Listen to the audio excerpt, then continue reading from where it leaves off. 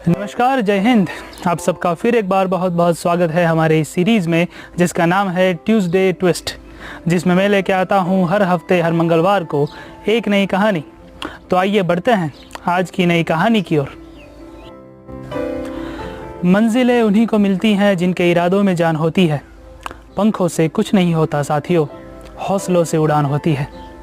ये पंक्तियाँ, ये शायरी आपने बहुत बार सुनी होगी, लेकिन आज जिनकी कहानी मैं आपको सुनाने जा रहा हूँ, उन्होंने इस पंक्ति के, इस शायरियों के एक एक अक्षर को जिया है, एक एक शब्द को सार्थक किया है। ये कहानी है मजबूत इरादों की, कहानी है डट कर लड़ने की, कहानी है कभी ना झुकने की। ये कहानी है कैरोली टैकॉक्स की। अगर आपने अभी तक ये नाम कभी नहीं सुना है तो मेरा ये दावा है कि इस कहानी को सुनने के बाद आप उनके जज्बे को सलाम करेंगे। 21 जनवरी 1910 हंगरी के बुडापेस्ट शहर में कैरोली का जन्म हुआ था। उस ज़माने में युवाओं में क्रेज़ था आर्मी ज्वाइन करने का, और कैरोली भी उन्हीं में से एक थे। 20-21 साल के होते होते कैरोली ने हंगेरियन आर्मी ज्वाइन की। तब उनकी रैंक सामान्य सार्जेंट की थी, लेकिन जितनी सामान्य उनकी रैंक थी, उतनी ही असामान्य और अद्भुत थी उनकी प्रतिभा और उनका टैलेंट। दरअसल पहले से ही कैरोली की दिलचस्पी रही थी शूटिंग में। उनका निशाना भी अचूक था, सटीक था। वो अपने दाएं हाथ से पिस्तौल पकड़ते और किसी भी टारगेट को एक ही बार में शूट करने के लिए जाने जाते थे। उनकी इसी टैलेंट के, इसी प्रतिभा के चर्चे पूरे हंगेरियन आर्मी में थे। यहाँ तक कि सन 1936 तक लोग ये मानने लगे थे कि वो एक वर्ल्ड क्लास शूटर है और हंगेरी के लिए उनको ओलंपिक्स में खेलना चाहिए। कैरोली का भी कहीं ना कहीं यही सपना था कि एक दिन वो हंगेरी का प्रतिनिधित्व करे ओलंपिक्स में, लेकिन ये हो नहीं पाया। वजह थी हंगेरी का अपना ही कानून, जो कि हंगेरी में सिर्फ और सिर्फ कमीशन्ड ऑफिसर्स को ही ये इजाज़त देता था कि वो ओलंपिक्स में भाग ले सके। कैरोली ठहरे एक सामान्य सार्जेंट, और इसी के चलते वो ओलंपिक्स में भाग नहीं ले पाए। 1936 की ओलंपिक्स में उनके हाथ निराशा ही लगी। वो मशहूर डायलॉग तो आपने सुना ही होगा कि किसी चीज़ को अगर पूरी शिद्दत से चाहो तो पूरी कायनात तुम्हें उससे मिलाने की साजिश में जुट जाती है। इस कहानी में भी कहीं ना कहीं यही हुआ। 1936 की उस ओलंपिक्स के बाद हंगेरी के कानून में रिवीजन किया गया, फिर बदल किए गए। इसी के चलते अब सार्जेंट कक्षा के सैनिक भी ओलंपिक्स में भाग लेने के योग्य हो गए थे।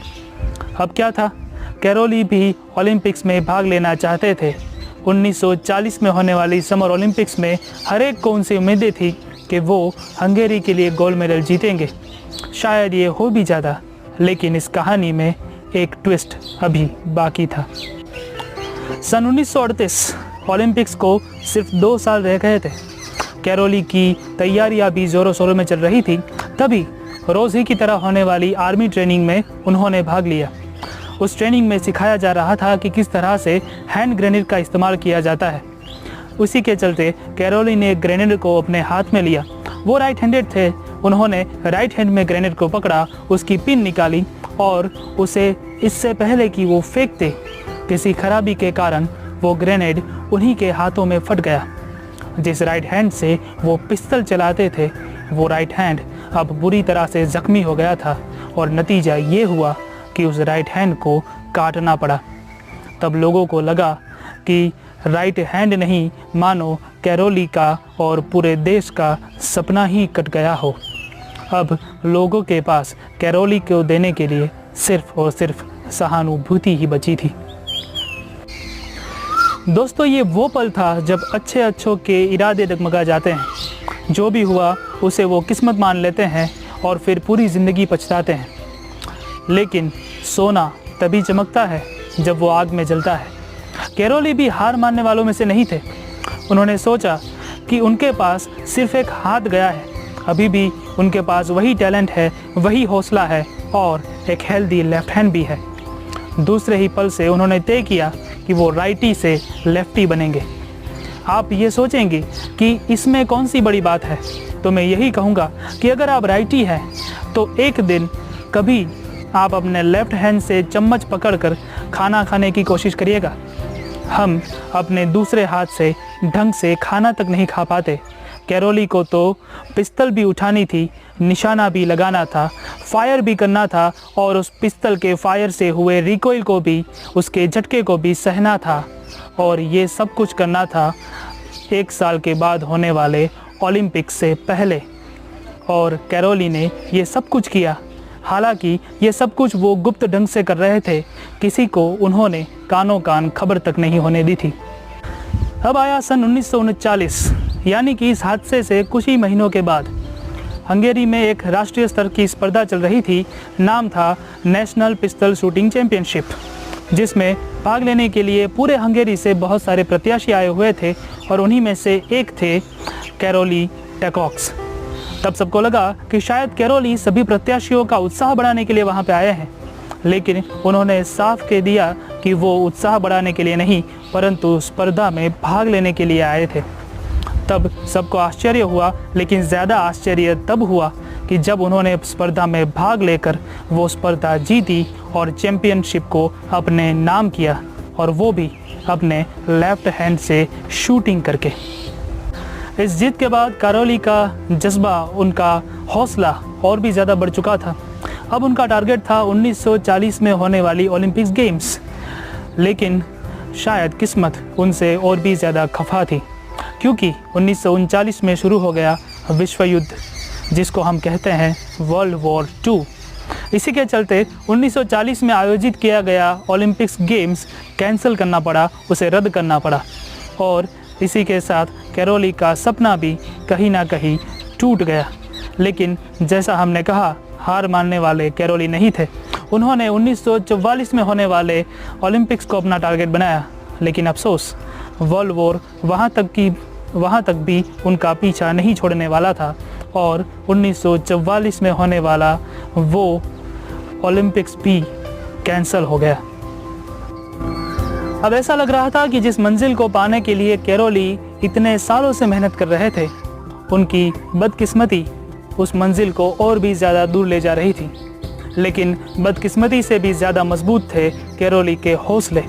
उन्होंने कभी भी उम्मीद नहीं छोड़ी थी और शायद इसी का नतीजा था कि सन 1948 में होने वाली ओलंपिक्स में उन्होंने क्वालिफाई किया और पहुंच गए उस ओलंपिक्स में भाग लेने।